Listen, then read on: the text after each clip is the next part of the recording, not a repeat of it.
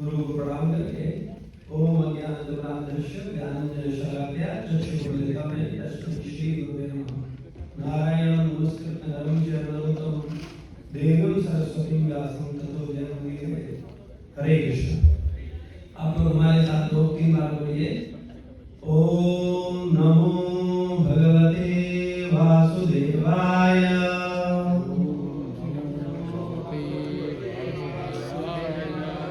ओम नमो भगवते वासुदेवाय। ओम नमो भगवते वासुदेवाय। ओम नमो भगवते वासुदेवाय। ओम नमो भगवते वासुदेवाय। हरे कृष्ण। धन्यवाद। मनुष्य जीवन हम लोगों को किस लिए मिला है? हमने बहुत सारा समय, बहुत सारी शिक्षा को प्राप्त करने के लिए दिया है और वो शिक्षा का उद्देश्य केवल भरण पोषण तक सीमित रह गया है या संसारी सुख सुविधाओं तक सीमित रह गया है। लेकिन वास्तविकता में हमने इतना जो समय दिया है मनुष्य जीवन का भौतिक शिक्षा को, इसका वास्तविक लक्ष्य क्या है? शिक्षा का लक्ष्य क्या है? शिक्षा का उद्देश्य क्या है? वर्तमान समय में तो शिक्षा का उद्देश्य एकमात्र भरण पोषण और भौतिक सुख सुविधाएं ही होकर रह गया है। लेकिन वास्तविकता में शिक्षा का उद्देश्य होना चाहिए शिक्षा वही जो आपको मुक्ति दिलाए, अनर्थों से मुक्ति दिलाए, नेगेटिविटी से मुक्ति दिलाए, विपरीत विचारधाराओं से मुक्ति दिलाए और आपके जीवन में आनंद लाए, सुख लाए, असली सुख लाए। मनुष्य जीवन हमको मिला है सत्य की खोज के लिए, कि हम ये जाने की वास्तविकता में सत्य क्या है। लेकिन वर्तमान का जो परिवेश है, जो शिक्षा व्यवस्था है, जो वातावरण है, जो परिवेश है, उसमें हम लोग भौतिक संसाधन और भौतिक जीवन को बहुत अधिक महत्व दे रहे हैं, जबकि जो मनुष्य जीवन का मूल उद्देश्य है उसके प्रति हम लोग बहुत ज्यादा गंभीर नहीं है। तो हमारा निवेदन आप सबसे केवल इतना है कि हम मनुष्य जीवन में अपने सारे भौतिक कार्यकलापों को करते हुए आध्यात्मिक चिंतन भी गंभीरता पूर्वक करें। मैं जानना चाहूंगा आप में से कितने लोगों ने अपने मनुष्य जीवन में सत्य की खोज के लिए कुछ समय दिया है। मैं पूजा की बात नहीं कर रहा, मैं किसी कर्मकांड की बात नहीं कर रहा, मैं केवल बात कर रहा हूं कि आपने अपने मनुष्य जीवन में सत्य को समझने के लिए क्या कुछ समय दिया है। सत्य की परिभाषा बोल दूं तो ज्यादा चीज स्पष्ट हो जाएगी आपको आंसर देने में। सत्य का मतलब है जो हमेशा से है और हमेशा रहे, जो कुछ समय पहले है और कुछ समय बाद न रहे, वो सत्य नहीं है।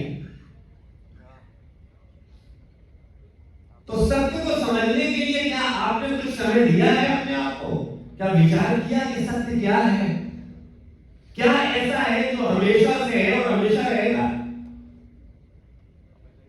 केवल हम संसार की बहुत सारी विषयों पर चर्चा करते हैं, बहुत सारे विषयों पर अपना बहुत सारा समय देते हैं और ये मनुष्य जीवन बड़ा दुर्लभ है, क्योंकि ये मनुष्य शरीर हमेशा से हमारे पास नहीं है। ये मनुष्य शरीर कुछ समय में पहले मिला है और कुछ समय बाद छूट जाएगा। लेकिन ये मनुष्य शरीर मिला किस लिए? इसका पर्पस क्या है? क्या केवल अच्छा भोजन की व्यवस्था करना? क्या केवल अच्छी निद्रा के लिए अच्छे भवन, अच्छे बेडरूम, अच्छे बेड, इसकी व्यवस्था करना? या अच्छी संतान उत्पत्ति के लिए अच्छा विवाह करना? या अपने को भय से मुक्त करने के लिए विभिन्न प्रकार की योजनाएं बनाना? ये मनुष्य जीवन का उद्देश्य क्या है? वास्तव में मनुष्य जीवन मिला किस लिए?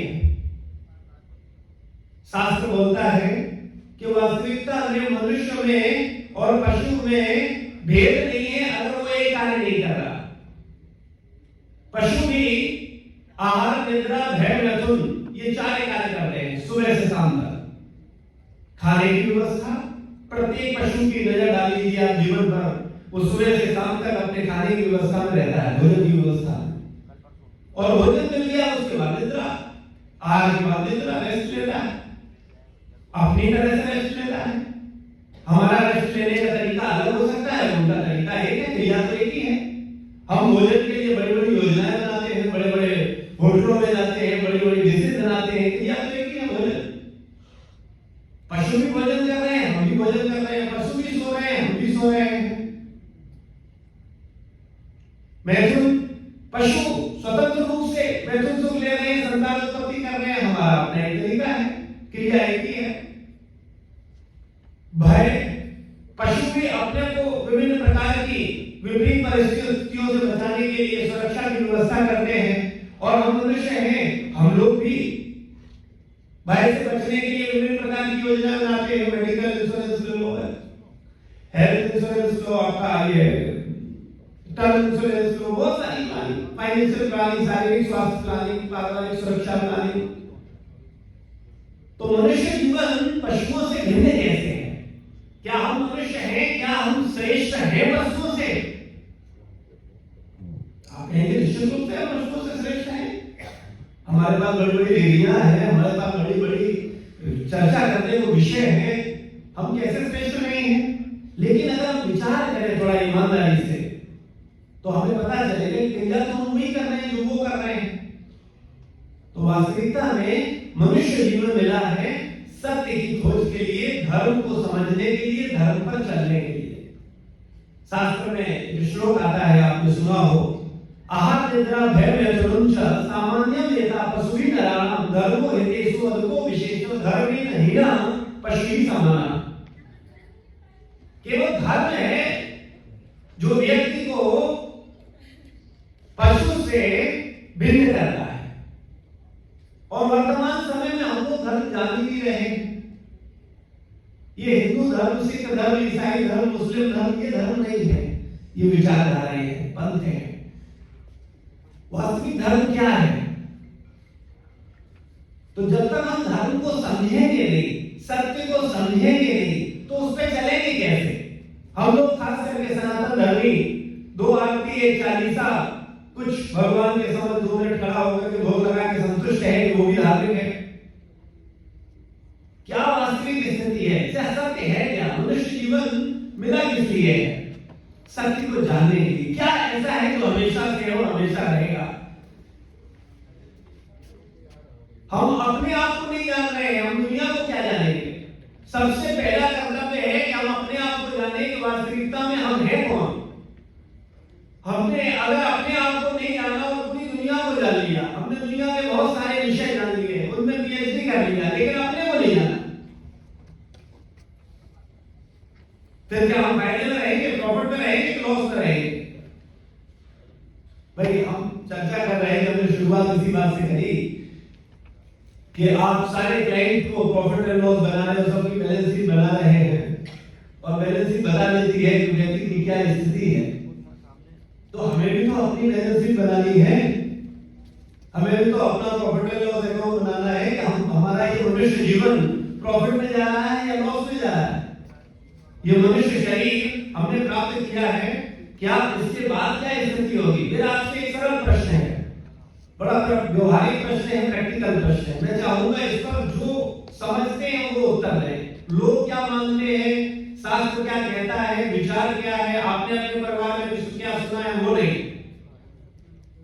आप क्या मानते हैं इस मनुष्य शरीर के नष्ट होने के बाद, यानी आपका मृत्यु होगा और इस शरीर को दाह संस्कार कर दिया जाएगा, उसके बाद आप हैं या नहीं? कितने लोग मानते हैं? 100%? एक आदमी नहीं मानता, कौन है वो? तो पार्ट ऑफ द कहते हैं कि आत्मा है वो, तो हम कौन है? हम कुछ है ही नहीं है। आत्मा अजर हमारा तो अस्तित्व खाना है। आत्मा क्या है? आत्मा हमारे अंदर है। आत्मा, देखिए आत्मा शब्द हम सब लोगों ने सुना है, कुछ तो हम लोग भारत भूमि जन्म लिए बड़े भाग्यशाली है, कुछ लोग कुछ संतों का उच्चिष्ट मिल ही जाता है, कुछ लोग कुछ सानिध्य मिल ही जाता है, कहीं ना कहीं वो वातावरण है हमारे भारत भूमि में कि हमें कुछ ना कुछ सुनने को मिलता है, इसलिए हम लोग इतना बात तो बड़ी आसानी से बोलते हैं आत्मा आ जाए हमारे। लेकिन आत्मा क्या है? ईश्वर तत्व है। ईश्वर तत्व है। मैं कुछ सेंटेंस बोल देता हूँ, फिर उसके बाद आप बोलिएगा। हम लोग बोलेंगे आत्मा अजर अमर है, ईश्वर का अंश है, हम भगवान के अंश हैं, हम हमेशा से हैं, हमेशा रहेंगे, है ना? क्या है ये? इसके बाद आध्यात्मिक ज्ञान खत्म हो जाता है। प्रैक्टिकली बताइए कि वास्तविक, मेरा एक सरल प्रश्न, आत्मा, 2 सेंटेंस में बोल रहा हूं, इसको क्लियर करिएगा। आपके अंदर आत्मा है कि आप आत्मा हो? कौन सेंटेंस सही है? हमारे अंदर नहीं, हम आत्मा। अभी इसमें कंफ्यूजन है, कुछ हाथ खड़ा करिए। कितने लोग बोलते हैं कि हमारे अंदर आत्मा है? हाथ खड़ा करिए। आत्मा ने शरीर धारण किया हुआ है। आत्मा क्या है? और हम आत्मा है, ये कितने लोग मानते हैं? बहुत अच्छा। तो हम आत्मा है, ये जो लोग मानते हैं, इनका कॉन्सेप्ट क्लियर है, बिल्कुल सही है। और जो सोच रहे हैं कि मेरे अंदर आत्मा है, आत्मा ने शरीर धारण किया है, फिर हम कौन है? हम ही आत्मा है, यही प्रॉब्लम हम अपने को नहीं जान रहे। हम अपनी पहचान जो शरीर से कर रहे हैं, यही हमारी सबसे बड़ी भूल है, यही हमारी सबसे बड़ी मूर्खता है। और इसीलिए हम संसार के सारे गलत कर्म करते हैं।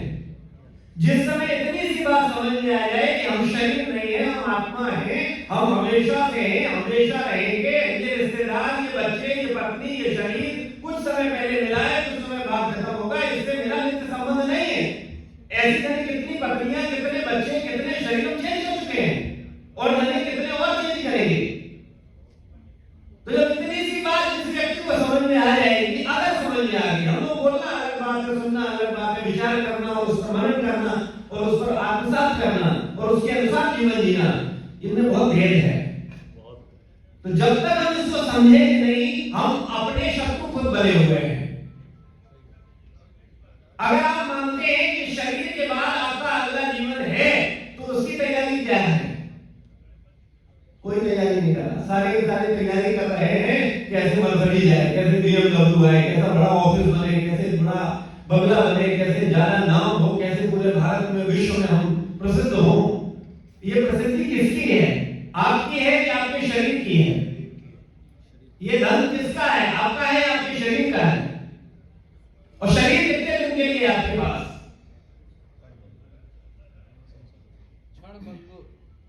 जो क्षण भंगुर है, उसके लिए पूरा दिमाग 24 घंटे। और जिससे आपका भला होना है, उसके प्रति सोए पड़े हैं।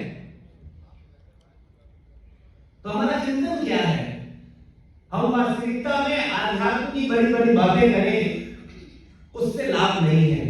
हम जीवन में आध्यात्मिक छोटी छोटी गतिविधियां करें, उसको अपने जीवन में उतारे, उसके अनुसार तो जीवन जिए, उससे हमारा लाभ हो सकता है।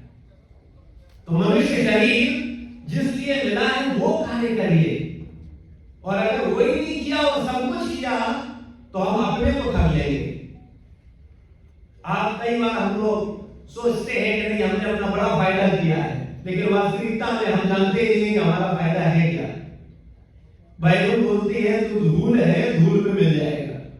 क्योंकि शरीर के स्तर पे बात हो रही है, हम लोग शरीर मानते हैं। तो अगर शरीर है तो शरीर तो नष्ट हो जाएगा, और जो मैं हूं मैं हमेशा रहूंगा। जब आप बोल रहे हो कि आपका मृत्यु निश्चित है, इसमें तो किसी को कोई संदेह नहीं है, और मृत्यु के बाद पुनः जन्म भी निश्चित है। तो अगर अगला जन्म निश्चित है, तो अगला जन्म कहां? क्या उसका चिंता नहीं करना चाहिए?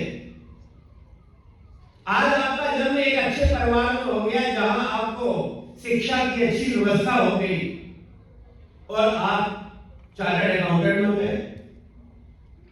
लेकिन अगर आपका जन्म ऐसे भिखारी मां के घर में होता, जहां उसके पास आपके लिए 2 वक्त का भोजन की व्यवस्था नहीं होती, तो शिक्षा देने की बात तो दूर रही उसके लिए। तो आप कहां होंगे?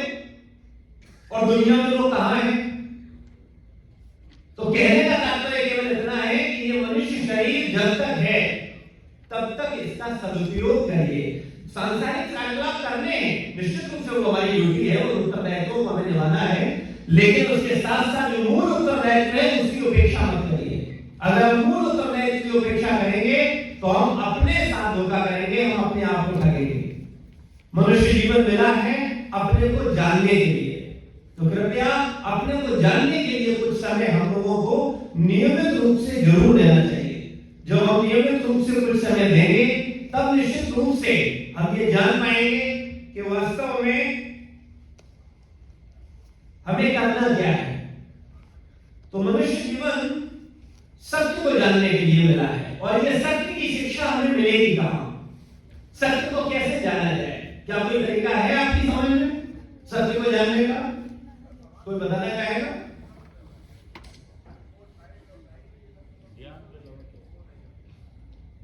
सत्य ज्ञान से मिलेगा, ठीक है, लेकिन ज्ञान का माध्यम क्या होगा? क्या है सत्य को जानने का माध्यम? क्या है ज्ञान को जानने का माध्यम? ज्ञान दो प्रकार का है, एक सत्य ज्ञान और एक भौतिक ज्ञान। ये भौतिक ज्ञान सत्य ज्ञान नहीं है। जैसे आप चार्टर्ड अकाउंटेंट हैं, ये जो ज्ञान है ये सत्य ज्ञान है, भौतिक ज्ञान हर समय बदल रहा है। अभी नई धारा आ गई, नए कानून आ गए, नए नियम आ गए, वो सब खत्म हो गए जो आपने पढ़े थे। यानी जो शिक्षा है ये सत्य शिक्षा नहीं है, कुछ समय पहले नहीं थी, कुछ समय बाद दे रही।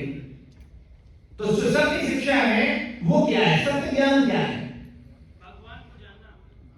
भगवान को जानना चाहिए। ज्ञान का माध्यम क्या है? कैसे आप भगवान को जान सकते हैं? कैसे सत्य को जान सकते हैं?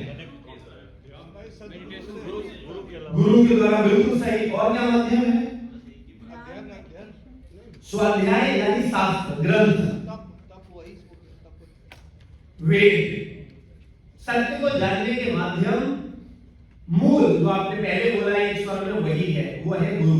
लेकिन कौन गुरु? सदगुरु। सदगुरु मतलब कौन गुरु? सदगुरु। सदगुरु लिखने से सदगुरु नहीं, हम खुद लिखने लगे हम सदगुरु है, ऐसे ये सदगुरु नहीं होते। सदगुरु का मतलब है जो सत शिक्षा दे। सत शिक्षा क्या है? कि जो आपको आपसे मिलाए कि आप कौन हो, जो आपको परमात्मा का ज्ञान दे कि परमात्मा कौन है। देवी देवता 33 करोड़ है, परब्रह्म परमात्मा कौन है, भगवान है कौन, और उसको कैसे मिला जाए।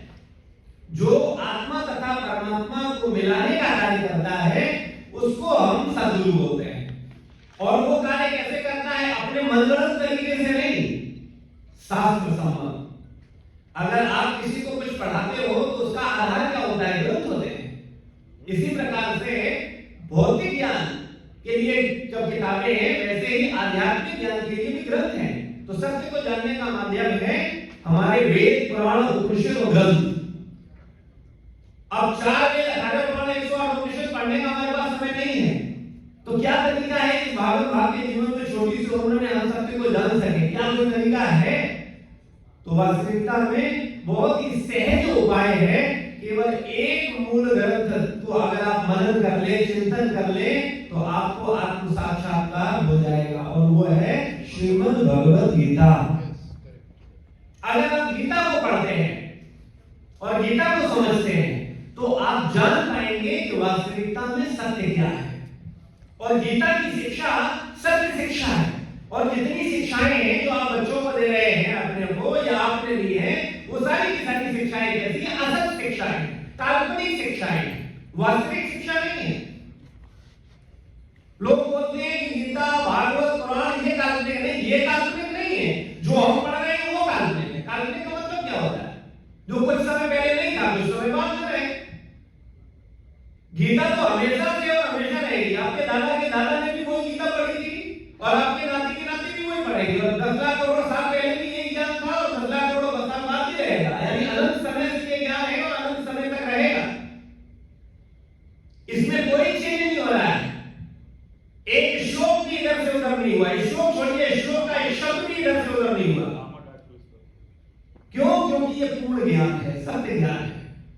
लेकिन सत्य ज्ञान की किसी को परवाह नहीं है, क्योंकि हमको लगता है इसे पढ़ने से पेट थोड़ी बढ़ेगा, इसे पढ़ने से कोई नौकरी थोड़ी लगेगी। अरे आप जो शिक्षा ले रहे हो उसका उद्देश्य क्या है? केवल पेट भरना? वो तो पशु भी भागे थे, स्कूल कॉलेज जाए। शिक्षा का उद्देश्य क्या है? आनंद दिलाए। और आप ईमानदारी से बताइए, आपने भौतिक शिक्षा को बहुत लिया है, क्या आप आनंद में हैं? और अगर नहीं है तो विचार करिए कि आपको वास्तविक शिक्षा पर मनन करना है, समझना है। जब तक वास्तविक शिक्षा को नहीं समझेंगे, आप कितनी ही शिक्षा ले लीजिए, आप कभी संतुष्ट नहीं रहेंगे। आप कभी आनंद में नहीं रहेंगे। तो आनंद में जाने के लिए, संतुष्टि को प्राप्त करने के लिए हमें सदग्रंथों का सदगुरु के निर्देशन में, संरक्षण में अध्ययन करना है। हम लोग गलती क्या करते हैं? जब हमें अकाउंट पढ़ना होता है तब क्या करते हैं? टीचर को ढूंढते हैं। जब हमें फिजिक्स पढ़नी होती है तो टीचर ढूंढते हैं। भौतिक कोई भी सब्जेक्ट खुद सीखना होता है, बच्चों को सिखाना होता है, टीचर ढूंढते हैं। और आध्यात्मिक ज्ञान लेना होता है तब क्या करते हैं? कुछ भी खरीदते हैं, कुछ भी पढ़ते हैं, किसी को भी सुनते हैं, कहीं से सुनते हैं, कुछ भी सुनते हैं। आप ऐसे भौतिक शिक्षा लो तो सीख पाओगे? आप विचार करो, जैसे हम आध्यात्मिक शिक्षा ले रहे हैं, अगर सेम इसी तरीके से आप भौतिक शिक्षा लो, क्या भौतिक शिक्षा में आप किसी मुकाम पर पहुंच पाएंगे? तो मेरा निवेदन है, इस आध्यात्मिक शिक्षा को गंभीरता से लीजिए, गीता पर मनन करिए, क्योंकि गीता एक ऐसा ग्रंथ है जो आपको आपसे मिलवा सकती है, जो आपको आपके रियल पिता, परम पिता परमात्मा से मिला सकती है। आप जान सकते हैं कौन परम ब्रह्म परमात्मा है, आप जान सकते हैं आप स्वयं कौन है, आप जान सकते हैं इस मनुष्य जीवन का उद्देश्य क्या है, आप जान सकते हैं कि इस शरीर को छोड़ने के बाद आप कौन से शरीर में जाएंगे। गीता का साधक ये जानता है कि ये व्यक्ति मरने के बाद कौन से शरीर में जाएगा। हमारे गीता की विशेष खासियत, लेकिन स्वतंत्र पढ़ाने से कुछ समझ में नहीं आएगा। फिर तो जो समझ में आएगा अपनी पात्रता के अनुसार वो नहीं समझ पाएंगे। लेकिन अगर हम उसको सच में गुरु की गाइडेंस में पढ़ें और जानें और समझें, तो हम ये जान सकते हैं कि इस शरीर को छोड़ने के बाद हम कहां जाने वाले हैं। और एक बात ध्यान रखिए, इस संसार में जो झूठी पहचान और झूठी चीजों के पीछे हम भाग रहे हैं, वही हमारे मेन दुख का कारण है। इस संसार में कोई किसी का नहीं है और न कोई किसी से प्रेम करता है। हम दुनिया को बेवकूफ बना रहे हैं और दुनिया हमें बेवकूफ बना रही है। क्या लगता है हम किसी को प्रेम करते हैं? आप कहेंगे नहीं, हम तो बहुत लोगों को प्रेम करते हैं। अच्छा, आपको कोई प्रेम करता है?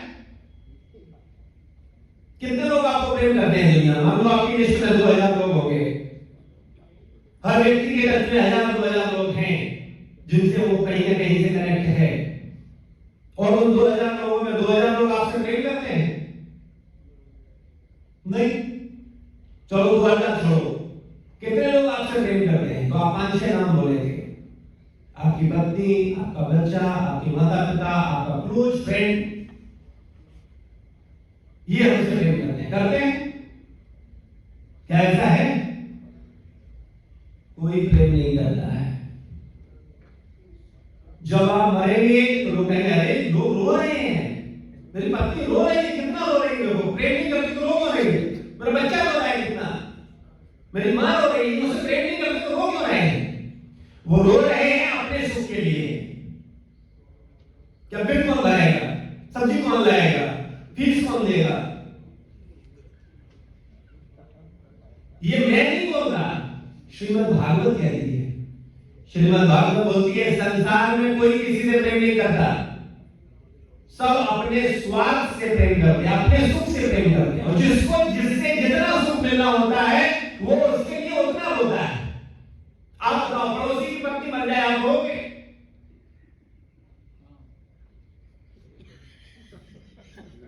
और अगर हमारी पत्नी मर जाए फिर अरे बड़ा रोना आएगा कि भाई चाय कौन देगा, भोजन कौन देगा, बच्चे कौन संभालेगा, घर कौन संभालेगा।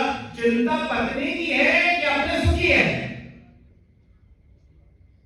कृपया समझिए, हम लोगों ने जो शिक्षा ली है वो शिक्षा प्राप्त करके हमारा मूल चिंतन ही, हम समझ नहीं पा रहे वास्तविकता में हमारे मनुष्य जीवन का उद्देश्य क्या है, पर्पस क्या है। तो अपने धर्म ग्रंथों को सही तरीके से पढ़िए, कुछ भी मत करिए, कुछ भी करने से कुछ भी होता है। जब आप सदगुरु के सानिध्य में सच में उस ग्रंथ को मनन करेंगे, चिंतन करेंगे, तो आप जान पाएंगे कि वास्तविकता में मनुष्य जीवन का उद्देश्य क्या है, ये मनुष्य जीवन मिला क्यों है, पर्पस क्या है। और मैं आपको एक सबसे बड़ी बात बोलूंगा कि आप असली सुख को, असली आनंद को जीते जी प्राप्त कर पाएंगे, मरने के बाद नहीं। वर्तमान समय में सुख हर 4 कदम आगे ले जा रहा है। बस ये सफलता मिल जाए फिर सुखी हो जाएंगे, ये काम बन जाए बस सुखी हो जाएंगे, बस ये और हो जाए फिर सुखी हो जाएंगे। लेकिन आप मृत्यु के पड़ाव पर पहुंच चुके हैं, अभी तक वो सुख मिला नहीं। तो कृपया गीता को पढ़िए, गीता को समझिए, उस पर मनन करिए, उसको समझेंगे अगर सही तरीके से तो निश्चित रूप से आप जान पाएंगे कि सत्य क्या है, अपने आप को जान पाएंगे। समय का अभाव है, दूसरी जगह कार्यक्रम में भी जाना है, तो ये वैसे भी आपको आधे घंटे 10 मिनट और 20 मिनट में कोई ज्ञान नहीं दिया जा सकता। मैं आपसे अगर पूछूं कि कृपया मुझे आधे घंटे में चार्टर्ड अकाउंटेंट बना दीजिए तो आप हंसेंगे, लेकिन मैंने पूरा जीवन दिया है, अभी मैं नहीं समझ पाया हूं पूरा पूरा, मैं आपको आधे घंटे में क्या सिखा दूं। लेकिन आध्यात्मिक ज्ञान हम लोग ऐसे सीखना चाहते हैं, बस ज्यादा समय नहीं है हमारे पास, बताइए आधे घंटे में क्या बता रहे हैं। ऐसे नहीं होता, इसके लिए आपको लालसा जगानी होगी, लॉलियम। केवल मूल्य एक ही है, लालसा। यहाँ क्या आपके अंदर लालसा है सत्य को जानने की, सत्य को समझने की? अगर आपको प्यास है तो आप आते ही चारों तरफ पानी ढूंढोगे, जल जल कहाँ है। और अगर आपको प्यास ही नहीं है, सामने पानी भरा रखा है, फिर भी आप उसको उठा के लीजिए, उधर देखोगे भी नहीं। तो अगर आपको सत्य को जानने की लालसा है, लौल्यम है, तो निश्चित रूप से भगवान आपके जीवन में सद्गुरु भेजेंगे, सदग्रंथ भेजेंगे, और आप उस सदगुरु और सदग्रंथ की कृपा से सत्य को जान पाएंगे। मनुष्य जीवन सत्य को जानने के लिए मिला है, और इस सत्य को पशु नहीं समझ सकता। पशु खा सकता है, सो सकता है, बच्चे पैदा कर सकता है, सुरक्षा कर सकता है, लेकिन सत्य को नहीं समझ सकता। जो चर्चा हम कर रहे हैं, अगर पशु को बैठा ले, पक्षी को बैठा ले और उसको यही बात समझाए, क्या उसको समझ आएगा? नहीं। लेकिन मनुष्य शरीर इसीलिए मिला है, और अगर हमने ये मनुष्य शरीर पाकर के लिए जो कार्य करना चाहिए वो नहीं किया, और सारे धाराएं, सारे टेक्स्ट सब कुछ पढ़ लिया, लेकिन जो पढ़ना था वो पढ़ाई नहीं, उस पर ध्यान ही केंद्रित नहीं किया, तो निश्चित रूप से हम अपने आप को कर लेंगे। तो मेरा निवेदन है कि आप अपने भौतिक प्रोफेशन में खूब तरक्की करिए, खूब अच्छी समाज की सेवा करिए, राष्ट्र की सेवा करिए, लेकिन उसके साथ साथ अपने मनुष्य जीवन को सफल करने के लिए गीता पर मनन चिंतन अवश्य करिए। श्रीमद् भगवद गीता यथारूप का एक श्लोक का नियम बनाइए, और वैसे इसको हम अभी संडे से एवरी संडे ऑनलाइन क्लास शुरू कर रहे हैं, जिसमें एक एक श्लोक को व्याख्या करके बताएंगे, और उसमें जो डाउट होगा, जो शब्द आपको समझ में नहीं आ रहा, जो विचार आता है, वो निसंकोच पूछिए, उसको आपको आंसर मिलेगा। तो अगर आप में से कुछ लोग गंभीर हैं, जो चाहते हैं कि गीता को सच में एक ही श्लोक में मनन किया, क्योंकि कई बार लोग गीता पढ़ते हैं लेकिन वो समझ नहीं आता तो मनन करके रख देते हैं, लेकिन अगर आप उसको भक्तों के सानिध्य में सुनोगे, समझोगे, तो निश्चित रूप से इसको समझ पाओगे। अभी इसका पहला सेशन हमने गीता महात्म्य शुक्रवार को दिया था, जिसमें ऑनलाइन हम 500 डिवोटी जुड़े थे, और वो बहुत गंभीरता पूर्वक उस पर विचार कर रहे हैं। तो हम चाहते हैं कि जो आप में से कुछ लोग जिनको सच में प्यास है, जिनको सच में इच्छा है, उनका स्वागत है। कोई बाउंडेशन नहीं है कि नहीं इसको समझना ही है, आपका अपना जीवन है, आप जैसे चाहे उसको जी सकते हैं। आप चाहे सत्य की खोज में जिए या चाहे भौतिक सुख की खोज में जिए, आपका जीवन है। लेकिन निवेदन जरूर इतना है कि ये भौतिक सुख आपको वास्तविक सुख नहीं दे पाएगा। कृपया गीता का लाभ लीजिए, और इसके लिए भक्त लोगों ने सेवा किया है कि एक ग्रुप बना रहे हैं हम लोग, जिसमें जो सिंसियर डिवोटी हैं उनको जोड़ रहे हैं, जिससे कि वो लोग प्रॉपर व्हाट्सएप मैसेज किया जाए, प्रॉपर उनको टैग किया जाए, और वो लोग आए और उनके जो प्रश्न हो वो व्हाट्सएप ग्रुप पे शेयर कर सकते हैं, जूम ऐप, यूट्यूब ऐप के मैसेज के माध्यम से मैसेज भेज सकते हैं, उसको लोगों को आंसर दिया जाएगा। और इसका एकमात्र उद्देश्य यह है, गीता पढ़ो, गीता पढ़ाओ, गीता समझो, गीता समझाओ। और अगर ये कार्य हम सब करेंगे तो समाज में निश्चित रूप से जागृति आएगी, और हम सब मिल करके समाज को गीता का गहरा ज्ञान दे सकते हैं। क्योंकि अगर कोई केवल चालीसा पढ़ रहा है, कोई केवल आरती कर रहा है, कोई केवल कुछ वर्शिप कर रहा है, वो निश्चित रूप से अच्छा कर रहा है, लेकिन जब तक वो गीता को नहीं समझेगा, वो सनातन धर्म को समझ नहीं पाएगा।